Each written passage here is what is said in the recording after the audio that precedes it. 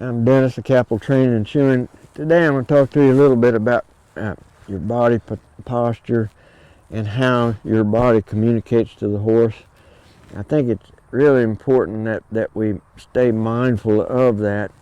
So one of the most important things that we have on our body, I don't think most of us even think about using, and that is our seat bones. And you can really feel those seat bones if your upper body is in the right position. If you're leaning forward, your chin's out over the saddle horn or your chin's out over your horse's neck, you won't feel any seat bone.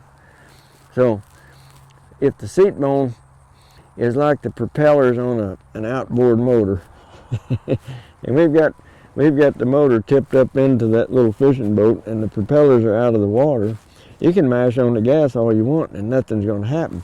But you tip that motor back, and that would be your body coming back. All of a sudden now you can feel seat bones, and that's like getting that propeller in the water. So it's going to encourage drive from behind. It's going to encourage engagement in the hind end of your horse, which is where we need to get them going forward.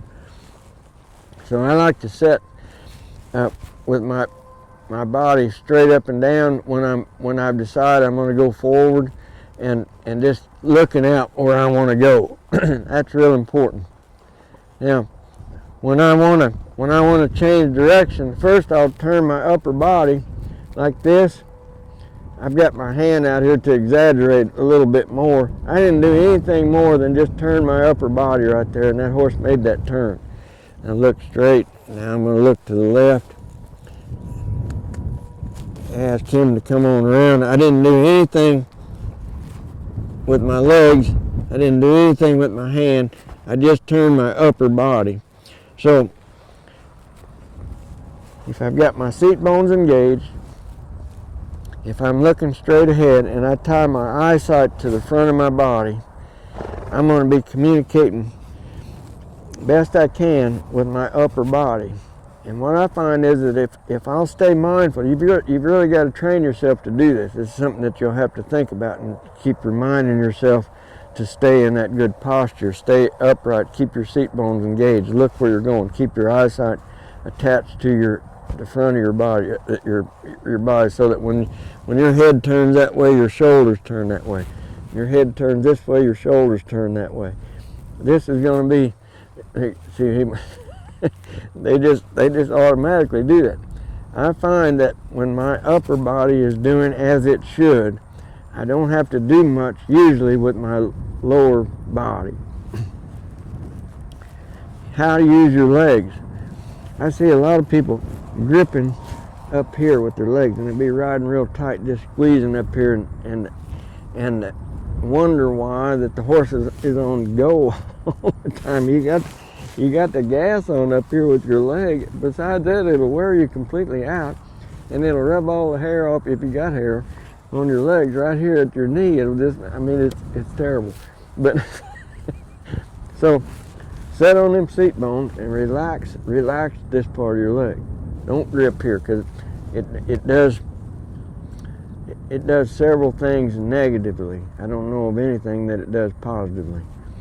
Negatively, if you're squeezing up here with your upper thighs, it's going to send your center of gravity high.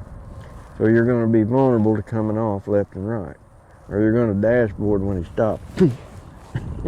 That's embarrassing. Sometimes you'll just keep on going right off over the head, but anyway. But a lot of damage can come to you and to your riding by simply gripping on up here, squeezing. So now, I'm not talking about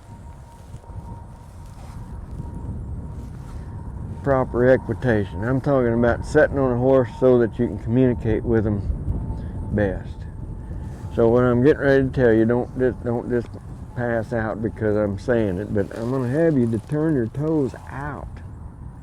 You know, some of you have been working on keeping them toes straight forever. Well, when you do that, I don't know about you, but my leg doesn't bend that way. I'm bow-legged, so I got a upper hand on a lot of people, but my leg doesn't bend that way. I can't get it to bend. But if I turn my legs out, Now then, the calf of my leg about the top of my boots is engaged on that horse when I want forward motion.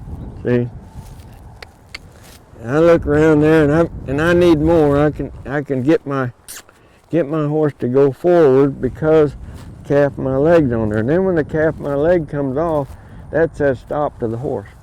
If he doesn't stop, then a rein management comes into play, and I just take a hold of him and get him back. So that's how you can ride with spurs and not get in trouble. See, you gotta know how to keep a spur out of a horse before you can ever learn how to put it on a horse.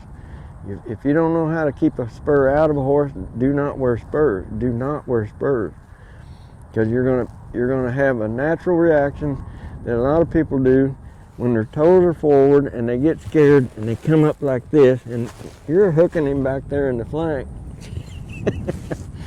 That's when they'll swallow their head and just go to frogging out across there, and you're bouncing along up there. And you know, a spur track coming up over the top of your saddle, that means you just got bucked off. And most everybody's got that spur track coming over their saddle because they had them spurs hung in the poor horse's gut, and he's just trying to survive with this thing up there on top of him that's clamped on him like a snapping turtle. It's going to have to thunder before you turn loose, or you're going to have to fall off, so the horse gets you off that way. But anyway, so set your seat bones in the saddle, keep your upper body back, turn them toes out, loosen up in this leg, set on there, look where you're going.